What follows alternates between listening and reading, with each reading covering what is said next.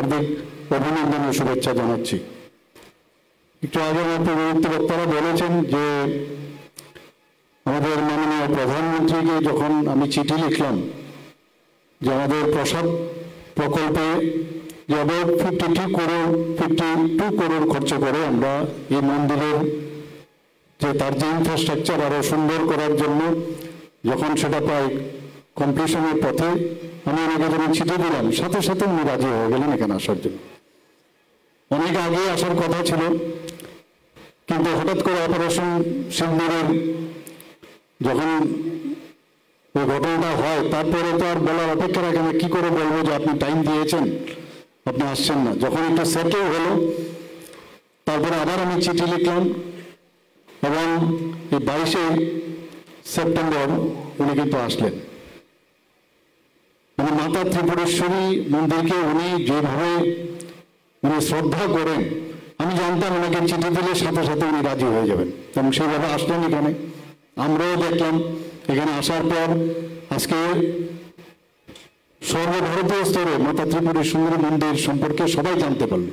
আমরা জানতাম মাননীয় প্রধানমন্ত্রী যে এমনিতে তো সবাই জানে, কিন্তু তারপরেও মাননীয় প্রধানমন্ত্রী যে আসবেন সেটা কিন্তু একটা আলাদা একটা বিষয়, যে কারণে সমস্ত ভারতবর্ষের মানুষ জানতে পেরেছে, বিশ্ব জানতে পেরেছে এখানে 51 ফিটের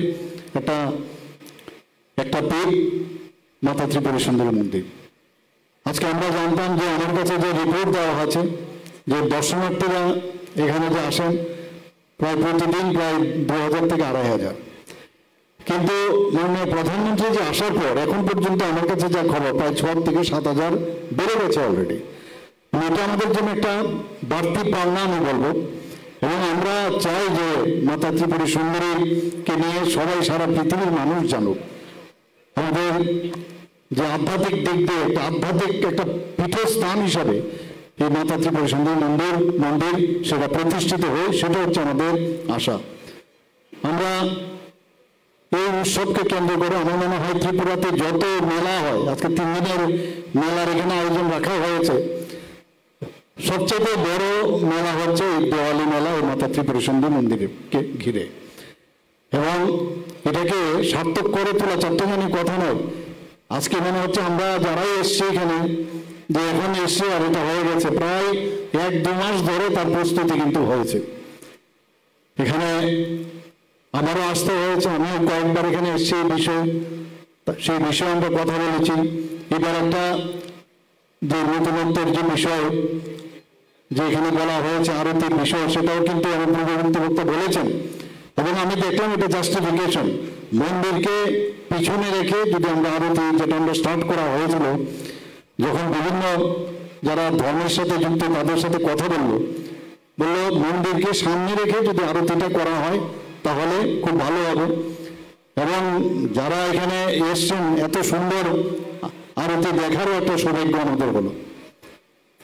আমরা ত্রিপুরাতে আমরা চাই যে মানুষ শান্তিতে থাকুক, এবং অশান্তির বাতাবরণ আমরা দেখেছি আমাদের 2018 আগে অশান্তির বাতাবরণ ত্রিপুরাতে ছিল। আমাকে সাংবাদিক বন্ধুরা প্রায় জিজ্ঞেস করে এত পুজো এখানে কেন বাড়লো, আমি উত্তরে ওনাদেরকে বলি কারণ মানুষের অর্থনৈতিক সামাজিক উন্নয়ন হয়েছে, মানুষ বুঝতে পারছে ত্রিপুরার মধ্যে একটা শান্তি প্রতিষ্ঠিত হয়েছে।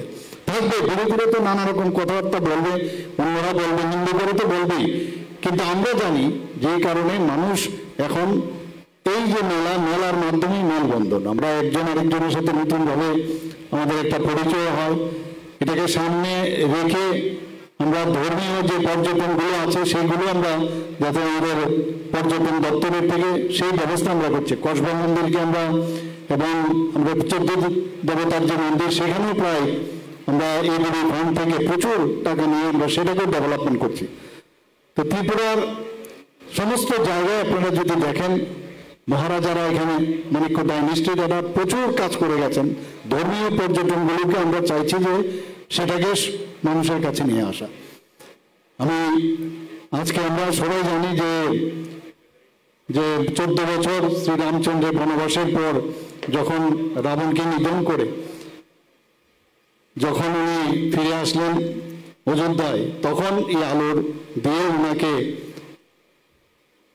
বরণ করেছেন, সেই পৌরাণিক কাহিনী আমরা সবাই জানি। আবার আরেক দিক দিয়ে আজকে আমাদের এখানে কিন্তু সারা পশ্চিমবাংলা এবং ত্রিপুরাতে কিন্তু এই দিনেই কিন্তু কালী পুজো হয়, অন্যান্য জায়গায় গণেশ পুজো হয়।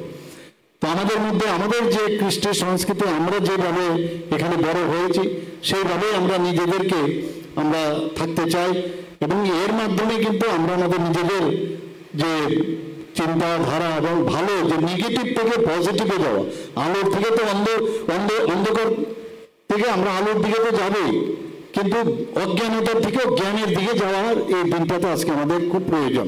এবং সেই কারণেই এই আলোর যে উৎসব সেটা আমরা মানি। এবং আমরা ত্রিপুরাতে আমরা চেষ্টা করছি, আমাদের সরকার পজিটিভ মেন্টালিটি নিয়ে আমরা কাজ করছি। এবং এখানে আমার পূর্ববর্তী বক্তা বলেছেন যে 500 বছরের পুরনো এই মন্দির, 500 বছরের উপরের এই মন্দির, সেখানে সেই জায়গার মধ্যে তার ইতিহাস, one of the oldest religious place আমাদের সারা ভারতবর্ষের মধ্যে। এবং আমরা জানি যে এতে করে আমাদের সারা পৃথিবীর মানুষ, আমাদের বাংলাদেশ থেকে তো প্রচুর লোক আসে এই মেলাকে সামনে রেখে, আমাদের ত্রিপুরারও সমস্ত মানুষ এই দিনটির জন্য বসে থাকে। এবং আমরা চাই যে এটাকে যাতে আমাদের 51 পীঠের, আমার পূর্ববর্তী বক্তা বলেছেন যে আমাদের 51 পীঠের বহু শক্তিপীঠ আছে, যেগুলো বাংলাদেশ আছে, পাকিস্তানে আছে, আফগানিস্তানে আছে, আমার কাছে যা রিপোর্ট আছে, কিছু নেপালে আছে, শ্রীলঙ্কাতে আছে, তিব্বতে আছে। তো আমাদের জীবদ্দশায় আমরা এতগুলো এই সতীর যে বিভিন্ন অঙ্গ বা পীঠস্থান, সেগুলো কিন্তু আমাদের পক্ষে সম্ভব নয় যাওয়া দেখা। তো সেই পীঠস্থানগুলোকে আমরা এখানে পর্যটন দপ্তরের তরফ থেকে মাননীয় মন্ত্রী বলেছেন কিছু একটু আগে যে বনদুয়ারে আপনাদের এই ডিস্ট্রিক্টে, মাননীয় প্রধানমন্ত্রীজিকে এই বিষয়টা আমি বলেছি যে 51 পীঠের রিপ্লিকা তৈরি করে আমরা বনদুয়ারে যখন তার সেখানে ভূমি পূজন আমরা শুরু করি, সেখানে আমি বক্তব্য রাখতে গিয়ে এবং আমরা সবাই বলেছি এই বনদুয়ার স্বর্গদ্বার হতে চলছে আগামী দিন। এবং সেখানে নটরাজের যে মূর্তি, আমার কাছে যা খবর আছে রং যে এখানে যে উচ্চতায় যে নটরাজের একটা মূর্তি তৈরি হবে, সারা বিশ্বের মধ্যে একটা শ্রেষ্ঠত্ব লাভ করবে সেই নটরাজের মূর্তি। এবং যে আধুনিকতার ছোঁয়া দিয়ে সেটা করছে। এবং বারবার আমাদের মাননীয় প্রধানমন্ত্রীজি একবার যখন আমরা বৈঠক করছিলাম মুখ্যমন্ত্রী কনক্লেভে, উনি বলছিলেন সব রাজ্যকেই, মুখ্যমন্ত্রীদের, যে আপনাদের রাজ্যে এমন একটা পর্যটন কেন্দ্র তৈরি করুন এবং একটা ইন্টারন্যাশনাল লেভেলে, যাতে করে সমস্ত মানুষ এক বাক্যে যে ওই জায়গায় ওই রাজ্যে যদি আমরা যাই সেখানে এই ধরনের একটা ব্যবস্থা আছে। আমি নিশ্চিত যে এই 51 পীঠ যখন হবে, সেটা যখন সমস্ত পৃথিবীর মানুষ তথা আমাদের ভারতবর্ষের মানুষ যখন 51 পীঠ জানবে, তখন কিন্তু মানুষ এই 51 পীঠ দেখতে কিন্তু এখানে আসবে। কারণ সবার পক্ষে সম্ভব নয় সব জায়গায় যাওয়া, দেখার সুযোগও নেই। তো এই যে রিপ্লিকা হবে এবং এতে করে আমাদের আর্থসামাজিক উন্নয়নও হবে। আমাদের যে এখানে একটু আগে আপনারা দেখলাম যে কালচারালি আমাদের যে এত রিচ আমাদের ত্রিপুরাতে, তো কালচারালও উন্নয়ন হবে। আমাদের যে ইতিহাস সেটাও মানুষ জানবে। এখানে বাইরের থেকে পর্যটকরা প্রচুর পরিমাণে আসবে। এবং আজকের এই দীপাবলি উৎসব উপলক্ষে আপনারা এখানে সবাই এসছেন। আমরা সবসময় ছোটবেলার থেকেও এই মেলাকে সামনে রেখে আমরা আসার চেষ্টা করি, মা ত্রিপুরা সুন্দরী মন্দিরের কাছে এসে প্রার্থনা করি। আমি মা ত্রিপুরা সুন্দরীর কাছে আমি প্রার্থনা করছি যে ত্রিপুরার মানুষ সবাই যেন সুস্থ থাকে, সবল থাকে, ভালো থাকে এবং শান্তিতে থাকে। এই উৎসবের মাধ্যমে আমরা যারা জাতি জনজাতি আমাদের যে মেল উন্নয়ন সেটা যেন আরও সুদৃঢ় হয় এবং এক ত্রিপুরা শ্রেষ্ঠ ত্রিপুরা আমরা যাতে গড়তে পারি, সেই মার কাছে প্রার্থনা রেখে আমার কথা বলা শেষ করছি। নমস্কার, জয় হিন্দ। বেলায় নখাক সংখ্যা আসুক চরাচং তিরিনি পান্দনি নারওয়াই অকরা হাস্তিরি মন্ত্রী অকরা বরম গরাম বুচাং প্রফেসর ডক্টর মানিক সাহা সার্ডি খুকতেই ককলাম খানালাইখা সার্ডু বেলায় বেলায় কেন হামবাই। অনেক ধন্যবাদ মাননীয় মুখ্যমন্ত্রী আপনাকে। এবার মাতাবাড়ি বিধানসভা কেন্দ্রের মাননীয় বিধায়ক শ্রী অভিষেক দেব রায়ের পক্ষ থেকে মঞ্চে উপবিষ্ট সম্মানীয় অতিথিদের একটি উপহার সামগ্রী